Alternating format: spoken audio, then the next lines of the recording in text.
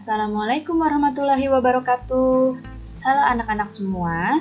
Hari ini kita akan belajar tema 4, subtema 1, pembelajaran ke-1 dengan muatan IPA dan Bahasa Indonesia.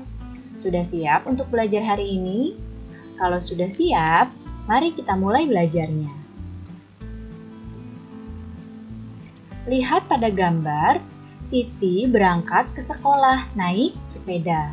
Naik sepeda juga merupakan kegiatan olahraga. Siapa di sini yang suka bersepeda? Wah, bagus sekali. Bersepeda itu termasuk olahraga yang mendukung kebugaran dan dapat membantu melancarkan peredaran darah kita. Tahukah kamu? Di dalam tubuh manusia yang tugasnya mengangkut serta mengedarkan oksigen dan zat makanan adalah darah. Oleh karena itu, darah sangat penting peranannya bagi manusia. Nah, apakah kamu pernah merasakan denyut jantungmu sendiri? Nah, jika kamu ingin merasakannya, coba sekarang letakkan telapak tanganmu pada dada bagian kiri.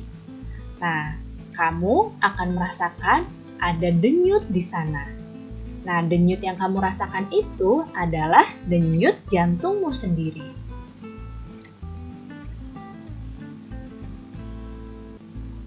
Sekarang kita akan belajar organ peredaran darah manusia. Organ peredaran darah manusia itu ada jantung dan ada pembuluh darah.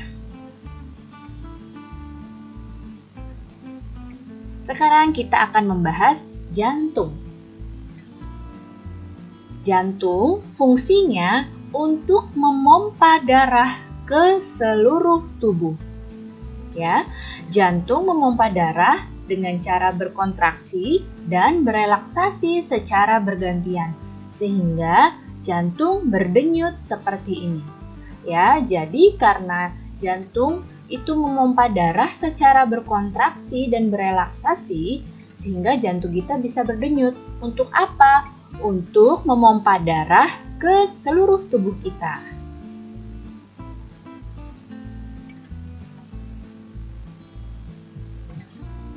Jantung terletak di dalam rongga dada di sebelah kiri. Ukuran jantung kira-kira sebesar kepalan tangan pemiliknya, ya. Nah, kira-kira di tubuh kita di sini letak jantung, ya. Ukurannya sebesar kepalan tangan pemiliknya, ya. Itu perkiraannya. Nah, jantung itu dibungkus oleh selaput tipis yang disebut dengan perikardi.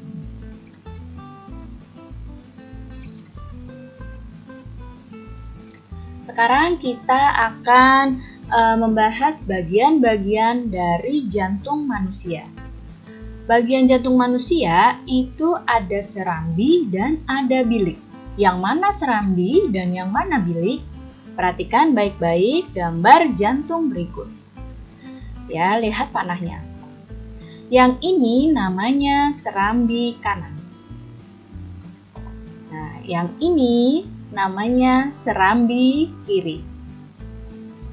Kemudian yang ini namanya bilik kanan dan yang ini adalah bilik kiri.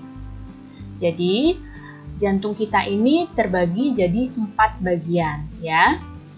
Yang atas ini disebut dengan serambi, ada serambi kanan, ada serambi bilik, dan yang bawah ada bilik. Bilik kanan dan bilik kiri. Setiap bagian jantung ini punya fungsinya masing-masing. Di sini kita lihat serambi kanan ini fungsinya untuk menerima darah kotor atau darah yang banyak mengandung karbon dioksida dari seluruh tubuh. Ya, ini tugasnya serambi kanan. Jadi menerima darah yang banyak karbon dioksidanya dari seluruh tubuh kita. Kemudian serambi kiri, ya, yang ini tugasnya menerima darah bersih, yaitu darah yang mengandung banyak oksigen dari paru-paru. Ya, serambi kiri menerima darah yang banyak oksigennya dari paru-paru. Kemudian bilik kanan ini memompa darah yang kotor atau yang banyak karbon dioksidanya ke paru-paru untuk dibersihkan dan diganti karbon dioksidanya menjadi oksigen. Kemudian bilik kiri ini fungsinya untuk memompa darah bersih atau darah yang memiliki banyak oksigen ke seluruh tubuh manusia. Nah, jantung ini kan punya 4 bagian, ya. Nah, antar bagian ini ada yang disebut dengan katup. Untuk apa fungsinya? Fungsinya untuk mencegah tercampurnya darah yang mengandung banyak oksigen dengan darah yang mengandung karbon dioksida. Jadi, darah yang punya oksigen punya tempatnya sendiri, ya, yaitu yang banyak oksigennya adalah darah di serambi kiri dan bilik kiri. Kemudian darah yang banyak karbon dioksidanya, yaitu di serambi kanan dan bilik kanan, tidak akan tercampur dengan darah yang ada di serambi kiri dan di bilik kiri karena adanya katup ini. Kemudian sekarang pembuluh darah. Pembuluh darah merupakan saluran tempat mengalirnya darah dari jantung ke seluruh tubuh dan dari seluruh tubuh kembali lagi ke jantung. Jadi, darah di tubuh kita itu mengalir ada tempatnya, yaitu ada salurannya, namanya pembuluh darah. Nah, bisa kalian lihat di gambar ini ada yang seperti benang-benang seperti ini ya di tubuh kita. Nah, ini adalah pembuluh darah kita. Ya, nih di seluruh tubuh kita ada pembuluh darahnya. Seperti ini. Pembuluh darah itu terbagi jadi 3 jenis. Ada pembuluh nadi atau arteri, ada pembuluh balik atau vena, dan ada pembuluh kapiler. Pembuluh nadi atau arteri di gambar ini yang diwarnai dengan warna merah. Ini pembuluh yang mengalirkan darah keluar dari jantung, ya. Kemudian kalau pembuluh balik, ini disebut dengan vena, pembuluh yang membawa darah balik lagi ke jantung atau pembuluh yang membawa darah kembali lagi ke jantung. Kemudian pembuluh kapiler adalah pembuluh yang sangat halus dan menghubungkan antara pembuluh nadi dengan pembuluh balik.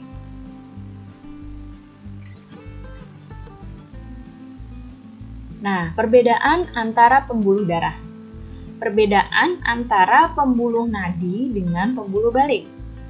Kalau pembuluh nadi ini letaknya di bagian dalam tubuh kita, ya. Kalau pembuluh balik letaknya di permukaan tubuh yang tampak kebiru-biruan. Jadi kalau kalian lihat di permukaan kulit kalian ada seperti urat yang warnanya agak kebiru-biruan, itu adalah pembuluh balik, ya. Kalau pembuluh nadi nggak kelihatan, ada di dalam tubuh kita. Kemudian kalau pembuluh nadi, ini dinding pembuluhnya itu tebal, kuat, dan elastis. Sedangkan kalau pembuluh balik, ini pembuluhnya ini dindingnya tipis dan tidak elastis. Pembuluh nadi, aliran darahnya berasal dari jantung. Kalau pembuluh balik, aliran darahnya menuju ke jantung. Ya, pembuluh nadi asalnya darahnya dari jantung. Kalau pembuluh balik, aliran darahnya itu menuju ke jantung. Nah, kalau pembuluh nadi itu denyutnya terasa. Ya, kalau pembuluh balik itu denyut tidak terasa. Jadi ini beberapa perbedaan antara pembuluh nadi dengan pembuluh balik. Nah, sekarang kita akan membahas proses peredaran darah. Ada yang disebut peredaran darah besar, ada yang disebut peredaran darah kecil. Nah, lihat di sini pada gambar peredaran darah besar dan peredaran darah kecil. Peredaran darah besar adalah peredaran darah yang mengalirkan darah dari jantung, nih, dari bilik kiri, lihat panahnya, kemudian ke seluruh tubuh kita, kemudian balik lagi ke jantung ke bagian serambi kanan. Ini peredaran darah besar dari jantung bagian bilik kiri ke seluruh tubuh, kemudian balik lagi ke jantung ke bagian serambi kanan. Nah, kemudian kalau peredaran darah kecil, urutannya dari jantung bagian bilik kanan ke paru-paru untuk diganti karbon dioksidanya jadi oksigen, kemudian balik lagi ke jantung ke serambi kiri. Ya. Jadi perbedaan antara peredaran darah besar dengan peredaran darah kecil letaknya di sini. Kalau peredaran darah besar itu ke seluruh tubuh, kalau peredaran darah kecil itu ke paru-paru. Nah, lihat ada anak yang akan membacakan sebuah pantun. Rambutku lebat, rambutku subur. Tidak dapat dipasang jepitan. Tubuhku sehat, kuucap syukur, darah mengalir tanpa hambatan. Nah, yang tadi dibacakan itu adalah sebuah pantun. Tahukah kamu apa pantun itu? Pantun itu merupakan salah satu seni merangkai kata. Pantun melatih seseorang untuk berpikir tentang makna kata sebelum berujar. Pantun dapat digunakan untuk mengungkapkan perasaan seseorang mengenai suatu kejadian atau peristiwa yang dialaminya. Baik anak-anak, cukup sekian ya penjelasan Ibu kali ini. Mudah-mudahan kalian paham dan mengerti. Terima kasih anak-anak semua. Sampai jumpa lagi. Wassalamualaikum warahmatullahi wabarakatuh.